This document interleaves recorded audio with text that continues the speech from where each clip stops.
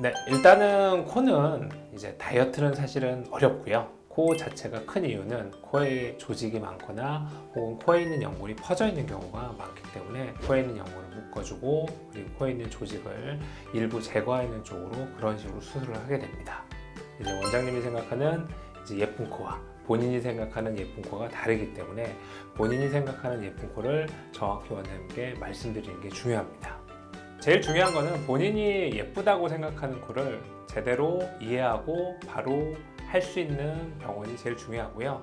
이제 만약 저한테 오시면 상담을 길게 하니까 본인이 원하는 코를 정확히 파악하고 그대로 만들도록 하겠습니다.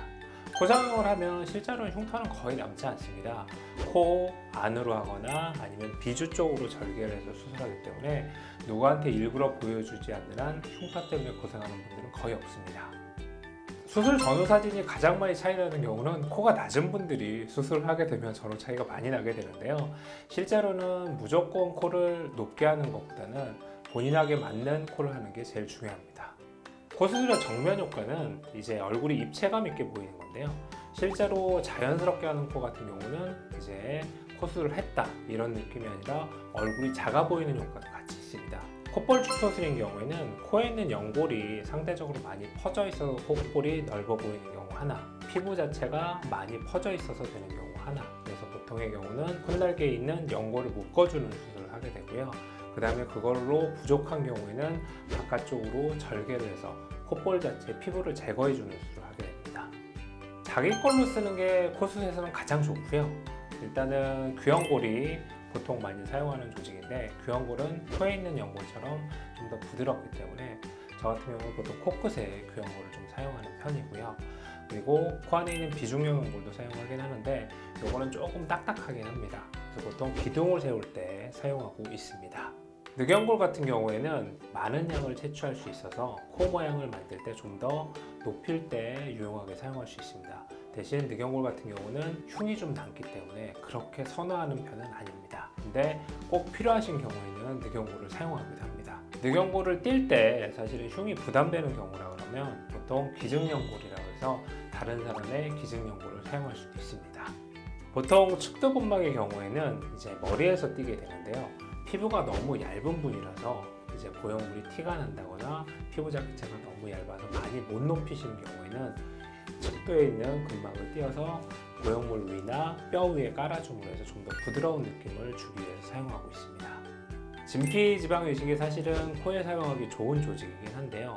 피부가 너무 얇거나 콧대 보형물을 사용할 수 없거나 할 때 가장 많이 사용하는 조직입니다. 진피지방이식은 사실은 보형물 같은 경우보다 훨씬 더 높이에 좀 부족하기 때문에 어느 정도 코가 낮은 것을 감안하고서 사용하는 게 좋습니다. 일단 보형물을 안 쓰고 본인 걸로 수술하는 게 가장 좋기는 좋은데요. 본인의 연골이나 혹은 진피지방을 이식을 이용하는 경우에는 다른 곳에 흉터가 남게 됩니다. 그래서 보통의 경우는 본인 거보다는 보형물을 사용하게 되고요. 자기 걸 쓰는 가장 좋은 이유는 본인의 것을 이용을 하기 때문에 이제 흔히 말하는 코에 수술의 부작용 같은 게 상대적으로 보형물을 쓰는 것보다는 좀 더 작고 안전합니다. 수술이 가능하긴 한데요.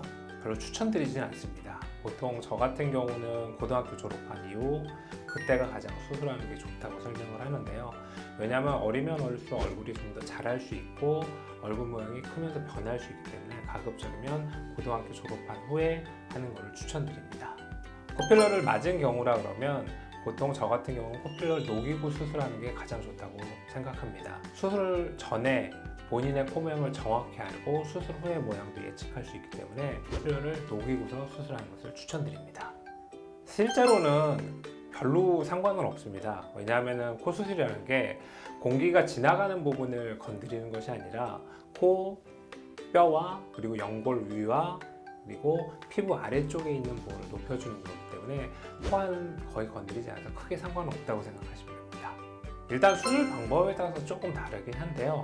제가 하는 경우는 코 수술의 경우에 거의 돼지코가 다 됩니다. 저는 콧대와 코끝을 따로 수술하고 코끝은 거의 연골만 사용하기 때문에 수술 후에 한 6개월에서 1년 정도 지난 다음부터는 돼지코를 해도 상관이 없습니다. 일단 코 파는 거는 저는 가급적이면 한 달 뒤부터, 되도록이면 3개월 이후부터 하는 걸 추천을 드리고요. 왜냐하면 코수술을 한 다음에 한 달째부터 어느 정도 자리가 잡히기 시작하고 한 달부터 세 달째까지 흉조직이 좀 뭉치는 단계이기 때문에 자유롭게 파고 싶으면 3개월 이후부터 추천드립니다. 교정 중에라도 코수술을 해도 상관은 없습니다. 이제 교정한 상태인 경우에도 교정 후의 모습까지 예상을 하고 코수술을 하기 때문에 교정 중이라도 크게 코수술과는 상관없다고 생각하고 수술하시면 됩니다. 100%는 아니고요. 상대적으로 이제 염증이나 흉이 생길 확률이 높아지니까 가급적이면 한 달 동안은 조금 피해 주시는 게 좋습니다. 실제로는 그렇지 않고요. 본인이 코가 마음에 들면 평생 이제 보형물을 갖고 가셔도 상관없습니다. 근데 코도 유행에 따라서 조금씩 변하기 때문에 대부분 그 유행에 맞춰 수술하러 오시는 분들이 많고, 코가 마음에 든다 그러면 굳이 보형물 바꾸거나 하지 않으셔도 괜찮습니다.